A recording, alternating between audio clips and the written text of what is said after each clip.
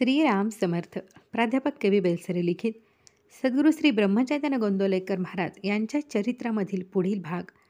भाग क्रमांक 46. हाट भरला परमार्थाचा. महंतीचे पूर्ण ऐश्वर्य. नानासाहेब पेशव्यांचे उत्तर कार्य करून श्री महाराज हरद्यास परत आले. ज्या दिवशी सकाळी ते आले त्याच्या आधीच्या रात्री भाऊसाहेब केतकरांच्या मुलीच्या स्वप्नामध्ये ते तिला दिसले. उठल्यावर तिने वडिलांना सांगितले, एक संन्यासी बरोबर घेऊन महाराज आज येणार आहेत. त्याप्रमाणे खरोखरच एक संन्यासी घेऊन श्री महाराज आले. हे संन्यासी मोठे अधिकारी होते. आणखी काही दिवस हरदा येथे राहिल्यानंतर बरोबरच्या सर्व मंडळींना घेऊन श्री महाराज गोंदवल्यास परत आले. जवळजवळ 2.5 वर्ष चाललेली काशी यात्रा संपवून ते घरी परत आल्यामुळे इकडील सर्व लोकांना फार आनंद झाला. यात्रेचे उद्यापन देखील मोठ्या थाटाने पार पडले. या सुमारास श्री महाराजांचे वय 62 वर्षाचे होते. आजपर्यंत जो लोकसंग्रह त्यांनी केला त्याचा पूर्ण परिणाम यावेळी दिसू लागला. गोंदवलेकर महाराज म्हणून सर्व महाराष्ट्रात व कर्नाटकामध्ये श्री महाराजांची कीर्ती पसरून त्यांच्या दर्शनास येणाऱ्या आणि गोंदवल्यास राहणाऱ्या माणसांची संख्या फार वाढली. समाजातील सर्व थरांमध्ये त्यांचे शिष्य पसरलेले असल्यामुळे गोंदवले येथे माणसांच्या अनेक तऱ्हा दिसू लागल्या. जणू काही परमार्थाचा बाजारच भरला आहे असे वाटे. नवीन येणाऱ्या मनुष्याला मुख्य गोष्ट दिसे ती ही की तेथे प्रत्येक मनुष्य नाम घेत असे. मंदिरामध्ये व मंदिराबाहेर, स्वयंपाकघरामध्ये व अंगणामध्ये, रस्त्यामध्ये व ओढ्यावर, शेतामध्ये व स्मशानामध्ये, मळ्यामध्ये व गोशाळेमध्ये जिकडे तिकडे नामाचा घोष ऐकावयास येई. श्री महाराजांनी गोंदवल्यास नामाचा मोठा बाजार भरवला होता. नाम घेणाऱ्यांमध्ये मोठे विद्वान शास्त्री, मोठे अधिकारी, मोठे योग साधनी, मोठे तपस्वी, मोठे श्रीमंत व मोठे कुलवान अशी माणसे होती. त्यांच्याबरोबरच मोठे दरिद्री व मोठे रोगी, मोठे गांजलेले व मोठे अभागी, मोठे दुष्ट व मोठे व्यसनी अशी माणसे देखील नाम घेत असलेली आढळून येत. मनुष्याला जिवंत राहण्यास हवेची जितकी जरूर आहे तितकीच किंबहुना जास्त जरूर परमार्थामध्ये भगवंताच्या नामाची आहे. ही गोष्ट गोंदवल्यास येणाऱ्या प्रत्येक मनुष्यास श्री महाराज पटवून देत. कोणी 1 कोटी जपाचा संकल्प केला, कोणी 3 कोटीचा संकल्प केला, तर कोणी 13 कोटीचा केला, तर कोणी जीव असेपर्यंत नाम घेत राहण्याचा संकल्प केला. परंतु भगवंताच्या नामाशिवाय न राहण्याचा संकल्प प्रत्येक माणसाने केला आणि श्री महाराजांची मनीषा पूर्ण झाली. गोंदवल्याच्या राम मंदिराला परमार्थाच्या विद्यालयाचे स्वरूप प्राप्त होऊन श्री महाराज त्याचे कुलगुरू शोभू लागले. त्यांच्या दर्शनाखाली वावरणाऱ्या समुदायामध्ये कितीतरी प्रकार दिसत.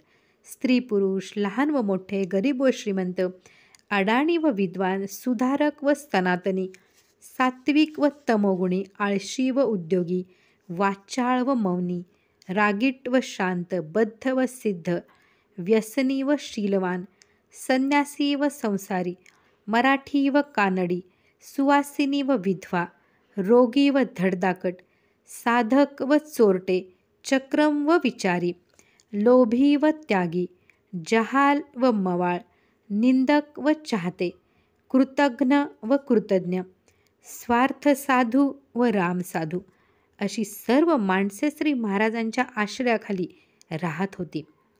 सर्वांचे लक्ष जसे श्री महाराजांच्याकडे असे तसे त्यांचेही लक्ष सर्वांच्याकडे असे. मंदिरामध्ये रोजच उत्सवाचे वातावरण असे. सर्व माणसे नीतीने व मर्यादेने वागत. रामनाम हे सर्वांचे साधन होते. श्री महाराजांच्या वागण्यामध्ये फार खुबी होती. अगदी ब्रह्मानंदांपासून तो थेट व्यसनी माणसांपर्यंत त्यांची वागणूक समान असे. माझ्यावर श्री महाराजांचे फार प्रेम आहे असे प्रत्येकाला वाटे. लहान थोर, बायका पुरुष सर्वांशी, पिशाच्यांशी देखील त्यांचे बोलणे सारखेच गोड, कळकळीचे, प्रपंच व परमार्थ यांची जोड घालणारे आणि अत्यंत निस्वार्थीपणाचे असे. त्यांच्या सांगण्याप्रमाणे वागले असता जन्माचे कल्याण झालेच पाहिजे ही तर त्यांची प्रतिज्ञा होती. शिवाय त्यांच्या आवाजामध्ये मोठे आर्जव आणि अतिनम्रता होती. म्हणून त्यांच्या बोलण्याने कोणीही मनुष्य अगदी मोहून जात असे. ज्याची त्याची शक्ती पाहून श्री महाराज त्याला उपासना सांगत. या कारणाने एकाला जे सांगितले असेल तसेच दुसऱ्याला सांगतील असा नियम नव्हता. जी गोष्ट माणसांच्या परमार्थाच्या आड येत असेल तेवढेच नेमकी त्याला सांगत. प्रत्येक माणसाचे अंतरंग जाणून त्याच्याशी बोलत. म्हणून प्रत्येकाला खूण पटून फार समाधान मिळत असे. प्रत्येकाचा दोष ते समजावून देत, पण त्यामध्ये त्याचा कधीही अपमान होत नसे व पुष्कळ वेळा विनोदच असे. बहुधा श्री महाराज अशा खुबीने भाषण करीत की ते बोलणे सर्वसामान्य दिसले तरी विशेष करून कोणाला उद्देशून आहे हे ज्याचे त्याला सहज कळे. परमार्थाच्या बाबतीत मात्र स्पष्टपणे ते सांगत. जो वाचाळ असेल त्यास मौन पाळाव्यास सांगत. जो माणूस घाणा असेल त्याला लोकात मिसळण्यास सांगत. जो प्रपंचात चिकटलेला असेल त्याला आतून बाजूला सरण्यास सांगत. पण जो वाह्यात असेल त्याला प्रपंच नीट करायला सांगत. जो मानासाठी हापापलेला असेल त्याला अपमान होईल अशा ठिकाणी मुद्दाम जाण्यास सांगत. जो नंगा व उद्धट आहे त्याला अत्यंत लीन बनण्यास सांगत. जो फार लोभी आहे त्याला दान करण्यास सांगत. जो फार उधळ्या आहे त्याला संग्रह करण्यास सांगत. जो आळशी आहे त्याला देह कष्ट करण्यास सांगत. पण जो हठयोगी आहे त्याला मनाकडे जास्त लक्ष देण्यास सांगत. ज्याला अध्यात्म ग्रंथ नुसते वाचण्याचाच नाद असे त्याला वाचन थांबवून मनन करण्यास सांगत. जो नुसत्या गप्पा ठोकण्यात वेळ घालवी त्याला पोथी वाचण्यास सांगत. एकंदरीत समजूतदार मनुष्य श्री महाराजांना विशेष आवडे. माणसाने भगवंताचे नाम हे घेतलेच पाहिजे, पण त्याबरोबरच ज्याच्या त्याच्या मनोरचनेप्रमाणे ज्याने त्याने नामाला जोड द्यावी अशी त्यांची दृष्टी असल्याने प्रत्येकाची तऱ्हा निराळी दिसे. कोणी धोतर नेसलेला तर कोणी कौपीन धारण केलेला, कोणी सदरा घातलेला तर कोणी कफनी व टोपी घातलेला, कोणी आजन्म ब्रह्मचारी तर कोणी 2 लग्न केलेला, कोणी जटा वाढवलेला तर कोणी साफ मुंडन केलेला, कोणी घरी बसून जप करणारा तर कोणी रामदासी बनून घरोघर भिक्षा मागणारा, कोणी सदा एकांत सेवन करणारा तर कोणी सदा लोकात राहणारा, कोणी नेहमी त्यांच्याजवळ राहणारा तर कोणी नेहमी तीर्थयात्रा करीत फिरणारा, कोणी मंदिरे बांधणारा तर कोणी अतिथींना अन्नदान करणारा, कोणी जपाची संख्या ठेवणारा तर कोणी जप कधीच न मोजणारा, कोणी त्यांच्याशी बरोबरीने गप्पा ठोकणारा तर कोणी जी महाराज या शब्दाच्या पलीकडे त्यांच्याशी जास्त न बोलणारा.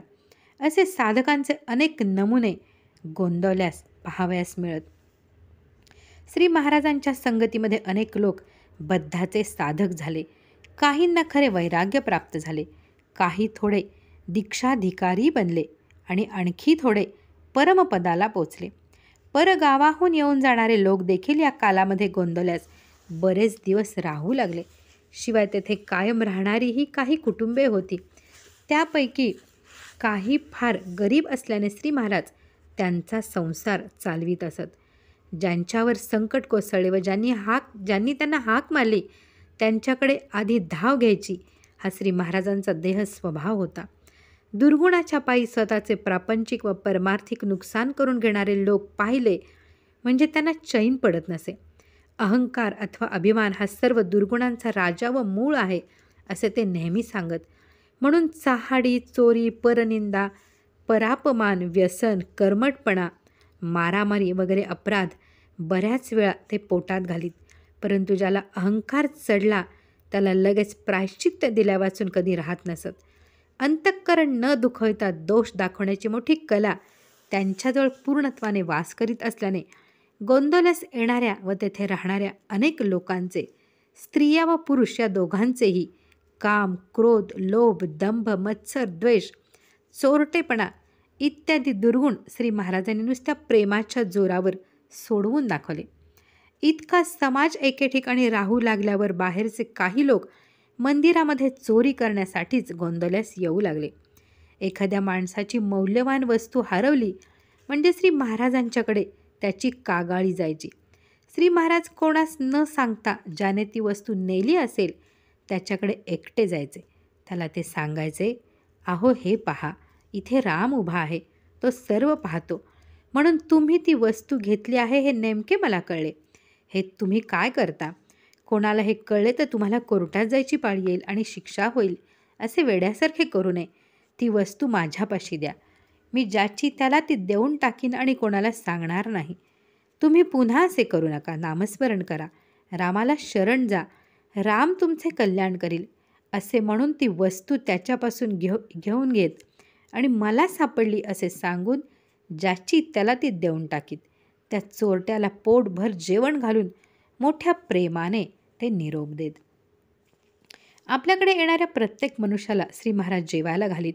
खरे सांगायचे म्हणजे भगवंताचे नाम ते जितक्या मुक्त हस्ताने वाटीत तितक्याच मुक्त हस्ताने ते अन्नदान करीत.